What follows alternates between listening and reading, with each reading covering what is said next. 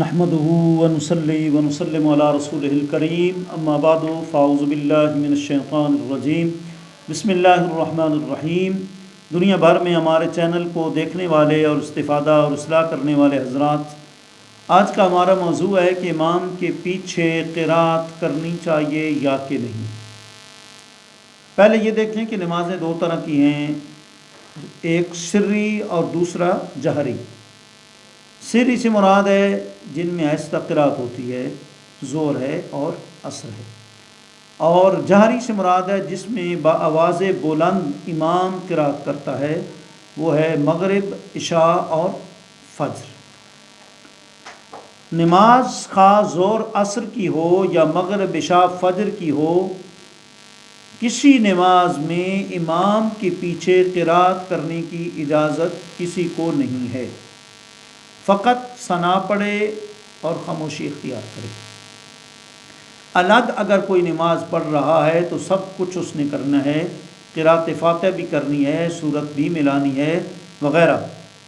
جی دیکھیں، امام کے پیچھے قرات نہیں کرنی چاہیے، قرآن و حدیث کا تقاضا بھی ہے اور عقل کا تقاضا بھی یہی ہے۔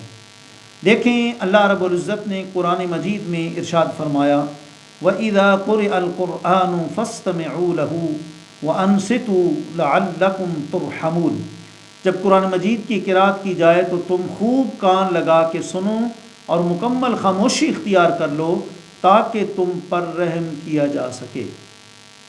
جی، اور دوسری آیت میں ہے، اس کا مطلب یہ ہے کہ امام قرات کرے گا اور مقتدی سماعت کرے گا، امام قرات کرے گا اور مقتدی سنے گا۔ اور دوسری آیت میں دیکھیں، اللہ رب العزت نے فرمایا فَقْرَؤُوا مَا تَيَسَّرَ مِنَ الْقُرْآنِ، کہ قرآن کا جو بھی حصہ تمہیں آسان لگتا ہے تم سارے قرات کرو۔ فَقْرَؤُوا بتاتا ہے کہ امام اور مقتدی دونوں قرات کریں گے۔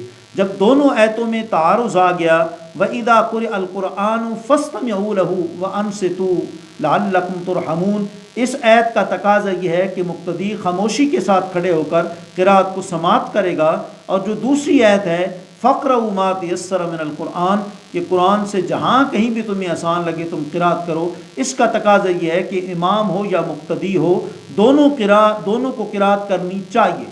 اور ضابطہ اور اصول یہ ہے کہ جب قرآن کی دو آیتیں آپس میں متضاد ہوں، آپس میں ٹکرا جائیں، تو پھر اصول شاشی میں، نور الانوار میں، حسامی میں، مسلم الثبوت میں، توضیح تلوی میں یہ مسلمہ اصول ہے کہ جب دونوں آیتوں کے اندر ایک تعارض آ جائے، تعارض سمرا ظاہری تعارض، صوری تعارض، حقیقی تعارض تو کلام الہی میں نہیں ہو سکتا، ظاہری اگر تعارض تمہیں محسوس ہو رہا ہو تو پھر اس کا طریقہ یہ ہے کہ دو آیتوں میں تعارض آ جائے تو تم حدیث رسول کی طرف جو ہے وہ کیا کرو، رجوع کرو۔ اب جب دونوں آیتوں میں تعارض آیا تو ہم نے حدیث پاک کی طرف رجوع کیا، من کان لہ امام فقراۃ الامام قراۃ لہ، حضور نے فرمایا جس کا امام مقرر ہو، امام کی قرات ہی مقتدی کی قرات ہے۔ اور مزید دیکھیں کہ یہ روایت بھی موجود ہے، باقاعدہ جو ہے ابن ماجہ میں ہے، سنن نسائی میں ہے، جی مشکات شریف میں ہے، بہقی میں ہے، صحیح مسلم میں ہے، ان ساری کتب حدیث میں یہ حدیث موجود ہے۔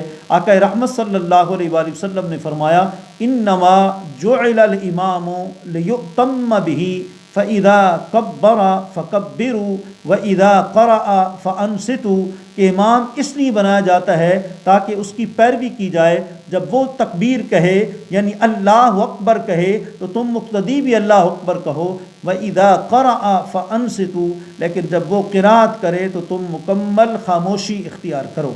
اور تحاوی کے اندر اور موطا امام محمد کے اندر موجود ہے، حضرت سیدنا فاروق اعظم رضی اللہ تعالیٰ عنہ، حضرت عبداللہ بن مسعود رضی اللہ تعالیٰ عنہ فرمایا کہ من قرأ حلف الامام فیہ جمرۃ، فرمایا جس نے امام کے پیچھے قرات کی اس کی منہ میں جو ہے وہ پتھر پڑے، اور بعض روایات میں چنگارہ جو ہے اس کے منہ میں پڑے۔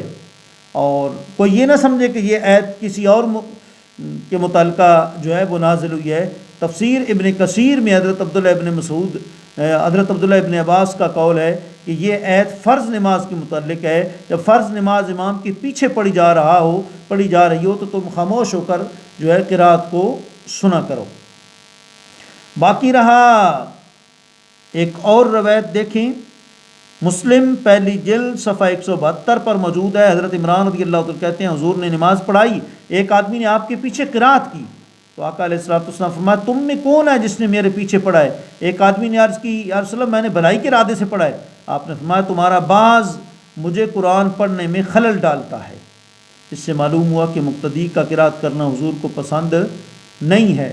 باقی رہا دوسرا وہ مشہور جو روایت ہے کہ حضور کا فرمان ہے لا صلاۃ الا بفاتحۃ الکتاب والسورۃ، کہ نماز اس کی نہیں ہے کہ جس نے سورہ فاتحہ نہیں پڑھی اور سورت نہیں ملائی، اس کی کوئی نماز نہیں ہے۔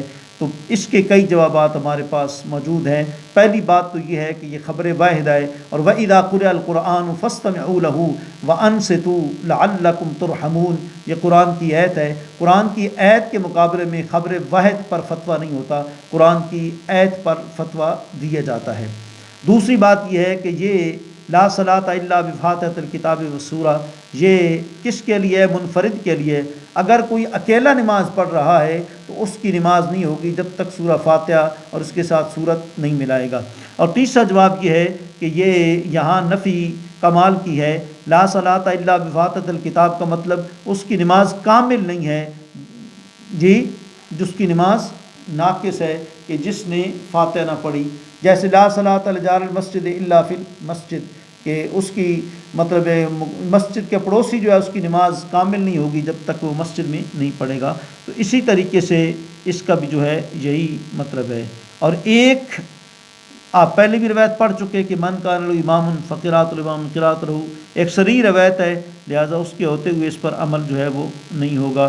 تو لہٰذا اسی لیے حضرت عبداللہ ابن عمر سے سوال کیا گیا کہ امام کے پیچھے الحمدللہ پڑھی جائے، آپ نے مقتدی کے لیے امام کی قرات ہی کافی ہے، اکیلا نماز پڑھے تو پھر سورہ فاتحہ پڑھے۔ موطا امام مالک کے صفحہ 29 پر ہے اور طحاوی شریف کے صفحہ 139 پر ہے۔ لہٰذا امام کی اقتداء میں مقتدی کو قرات نہیں کرنی چاہیے۔ اللہ ہمیں قرآن و سنت کے مطابق اپنی زندگی گزارنے کی توفیق عطا فرمائے۔ عقل کا تقاضا بھی یہی ہے کہ اگر مقتدی بھی قرات کرے گا، امام بھی قرات کرے گا، تو امام تو پیشوا ہے، مقتدی ہے، لیکن ہو سکتا ہے کہ مقتدی قرات میں امام سے آگے گزر جائے۔ اگر آگے گزر گیا تو قلب موضوع لازم آ گیا، پھر پیچھے سے امام کے اللہ اکبر کہنے کا فائدہ کیا ہوا؟ امام سے وہ آگے گزر گیا۔ اللہ کریم آپ کو ہم سب کو قرآن و سنت کے مطابق زندگی بسر کرنے کی توفیق عطا فرمائے اور امام کے پیچھے خاموش رہنے کی توفیق عطا فرمائے۔ وآخر دعوانا الحمدللہ رب العالمین۔